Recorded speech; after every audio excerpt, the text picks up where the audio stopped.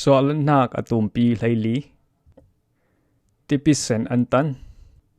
Boy pa in Moses ne na Israel mi pol chu dunga sibding in le piha heorot mai Megdol le tifing riat karlaka balzer fort lam hoi in riak dinga simo chu I mun tipisen kapa riak hai se. Chutika Pharaoh in Israel mi pol chu van sang in anvak va I nerona antang asitia anruat ding. Chun Pharaoh I thinlung chu kahak ter ding I Israel mi pol chu andung in adoi sa ding. Chutika Pharaoh le aral kapol kan ne ding I chumi chun kan min in thang ter ding. Chutik longa Egypt mi pol in boy pa kasi kha an thai ding asi tia ati. Asim vek chun Israel mi pol in antua. Israel mi pol an luat zo ti in Egypt ram siang parang an simtika an ma le akut noi boy pol chu an thinlung atleng osal I. Kan thil to mi hi ziang so si. Ziang a so kansal an si na kisin Israel mi pol kan suak ter tia an ti chiam cho.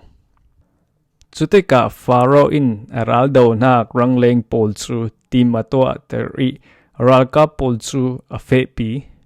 An rangleng laki athabik mi rangleng zaruk le apara ral boy pakhatcher to in adang Egypt pol I rangleng tla in andoi. Boy pa in Pharaoh I thinlung ahak te ruanga ralthazet I a fe suak mi Israel pol chu adoi asi.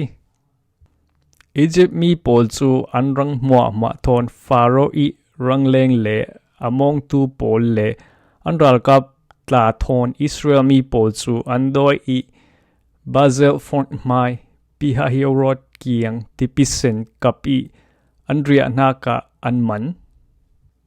Pharaoh in a hay nai vivo tika Israel mi pol chun an ma doi I Egypt mi an rat kha an mutika an ti ngai ngai I boy bai nena an tap an ai. Chule Moses nena Egypt ram I tha na lo ronga mo hi tok nel ron ram tima hin tiding I in rak shui. Egypt ram isin in swa I na thil to mi hi zo nik. Egypt ram I kan la I sin hiti vek asiding ti chu kan lau sim cha thau lo mo. In nai nok du la Egypt mi ne na sal kan sip kau pai kan lau ti thau lo mo. Hi nel ron ram ting sung I thi nakin sal si chu kan ranga athasona si tia anti. Chutika Moses in Israel mi ne na phang la u nget zetin ding u la tuisuna nan ma rundinga boy pa I to ding mi rakza u tuisuni nan mu mi Egypt mi pol hi nan mu non lo ding. Nan ma I aya boy pa in alaw daw sak ding nan ni to ding ziang man a lo. Tlangam te in omu tia ati. Boy pa in Moses ne na ziang a so kan ne na aure ro Israel mi kha mailam I nording in simo. Na kiang rol khai ola tifing riat luna na ban paro. Chule ti dai chu athen oding I Israel mi pol chu leichar par in anfe lan thai ding asi.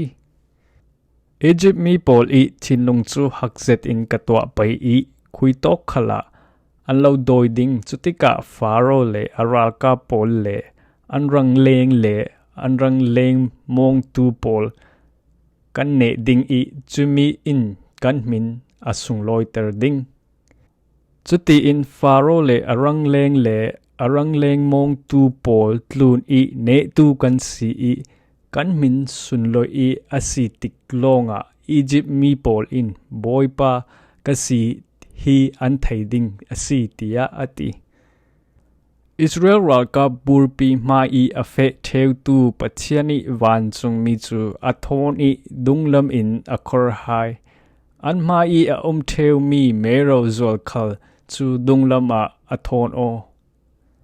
Egypt ralka pol le Israel mi burpi karlaka acher mero a i Egypt ral ka por ranga khwa athim asina in Israel mi ranga awang churanga zanwar nai othai ve lo in Egypt ral ka pol le Israel mi chu an Moses in tifing riat luni aban aportika boypa in nisuak naklam thi chu na pi in arang ter I zanwar arang nuwa tifing riat topang I leiro ahung lang tidai aten ok I tifing riat sung I leiro par in Israel mi pol chu anfe ansir le ansira tidai chu pharbang tukin atiang ok chule Egypt mi pol chu Pharaoh I rang mo le arang leng pol le among tu pol tla thon tifing riat sunga chun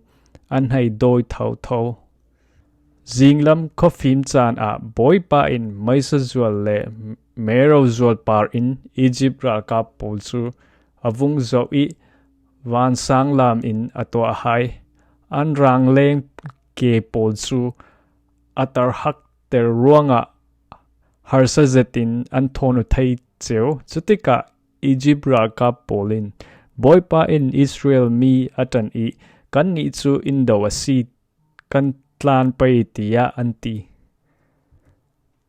July fanga boypa in Moses nena tifing riat luna na ban phar ola Egypt mi pol le anrang leng pol le anrang leng mong tu pol I para tidai arak kir salding I an pilche hiding tia ati chule Moses in aban chu tifing riat luna aphar I khwa awang tika chun tidai chu arak kir sal I ama kela achang sal Egypt mi pol chu tlan swa antum na ka tidai chu anpani boypa in tidai sunga alon the hai tidai chu arak kir sal I tifing riat sung tiang in Israel mi pol doi tu Pharaoh I ral kap mo le anrang leng le among tu pol tla chu akhu the hai asi pakhat man an luat lo asina Israel mi pol chu ansir le ansira tidai chu pharbang in atiang oki tifing riat sung I leiro par in an fe suak chu I nia Egypt mi pol kutsung isin Israel mi pol chu boypa in narun suaki Egypt mi pol I ruak chu Israel mi pol in tikapa anmu Ziang tluk huham chak thon boypa in Egypt mi pol andau ti chu Israel mi pol in fiang te in anmu ranga boypa chu anti churanga boypa le asal pa Moses para rinsan nak annai Suahlannak atumpi hlaili